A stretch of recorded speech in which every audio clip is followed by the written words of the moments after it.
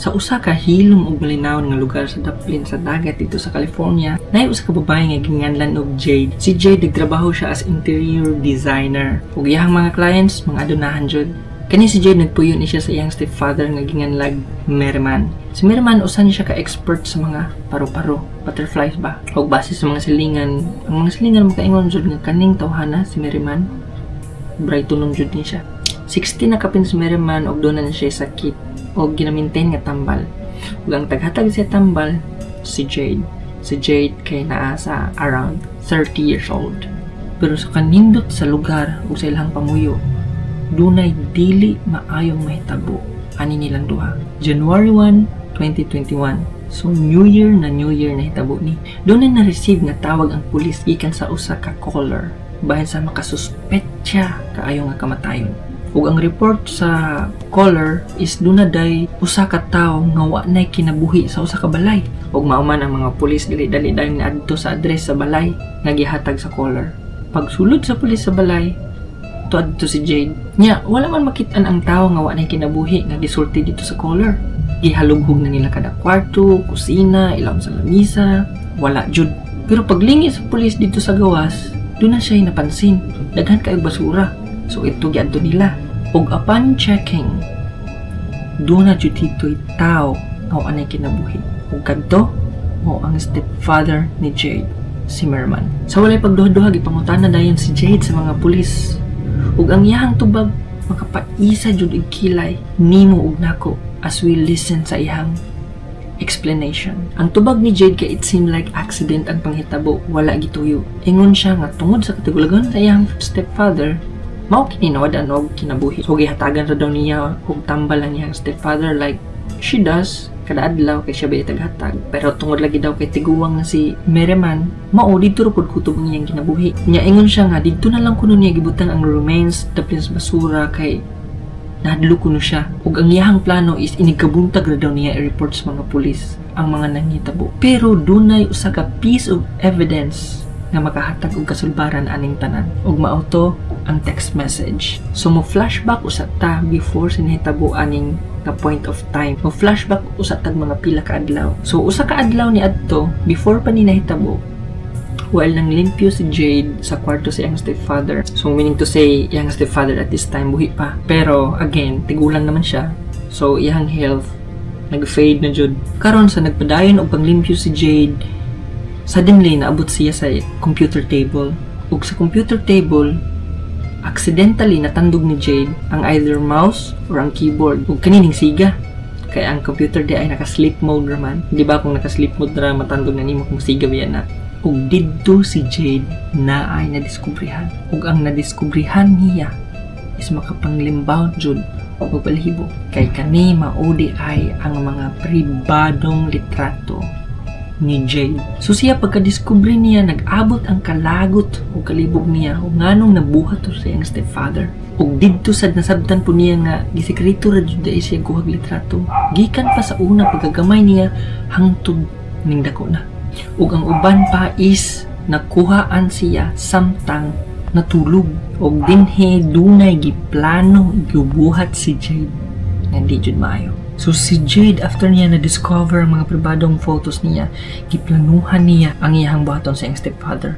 So nag-contact siya sa kabuk helper. But here's the problem. First, ang helper nga yung gikontak kay wa kasabot sa iyang buhaton. Kay wala gi-explain fully ni Jade ang unsa iyang buhaton. And secondly, ang helper sa time nga gibuhat na niya ang angay niyang buhaton, ang helper kay dili siya available. Karon na problema na pud si Jade kay unsaon naman paghuman sa iyang plano, nabuhat na niya ang part pero ang helper kay di man available.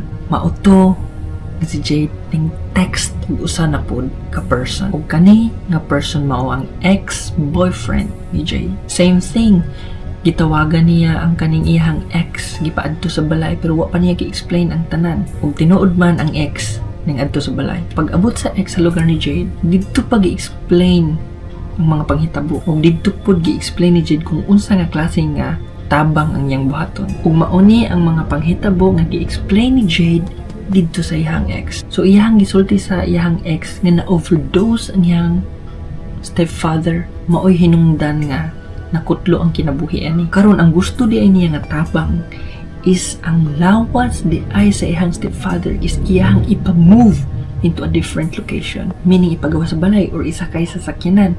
Tungod kay si Jade, dili niya kayang alsahon ang lawas tungod kay bugat kini.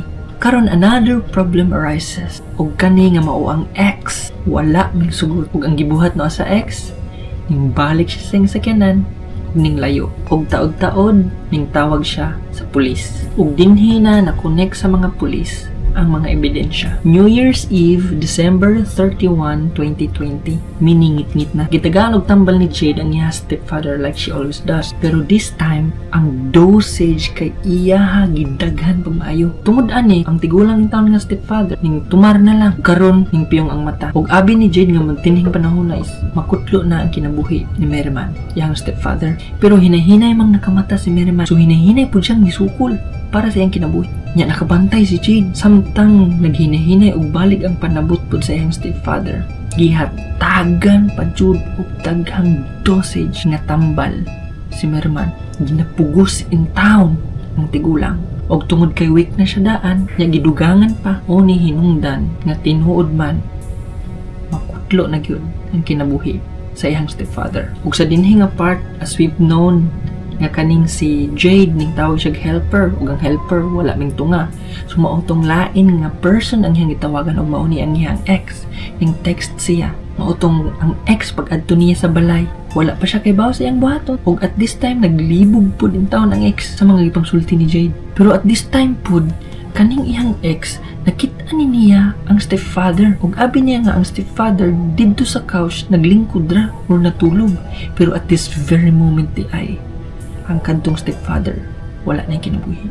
Ug mauto nga atong nasabtan nga wala ming tabang ang ex. Hinuan ni balik siya sa sakyanan ug gilayo. Karon after ning natabo si Jade nabalaka na kay unsao man niya. So karon iyang ginatry ug alsa by her own strength. Kaso kay bugat man jud kaayo, mao ning kutob ni sa gawas. Wala gani kaabot sa sakyanan. Ug ani nga time kay gikapoy ug na frustrate naman si Jade. Imagine na ngit-ngit ni kay gabi ini. So ang iyang gibuhat, iyahan na lang ning gibilin dito sa gawas ug gitabunan og mga basura. So maoning time nga pag-check sa mga pulis, naa dito sa ilawom sa mga basura ang lawas ni Merman. Ug taod-taod nga nahitabo ni mauto nga ang ex-boyfriend nakaingon siya there's something fishy in Jade. Mautong siya mismo ang ex aning tawag sa mga kapulisan para i-check ang balay ni Jade. O ganing tanan na buhat sad ni tungod kay na-discovery ni Jade ang mga pribadong litrato niya sa computer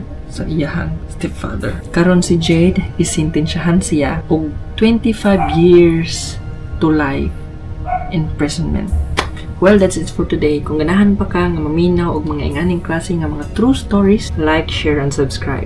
Be careful, be safe.